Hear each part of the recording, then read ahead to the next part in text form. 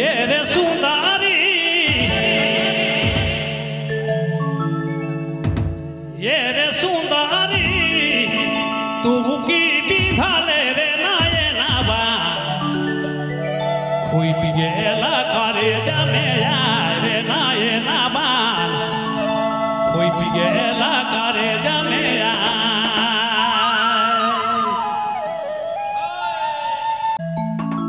ये रे सुंदरी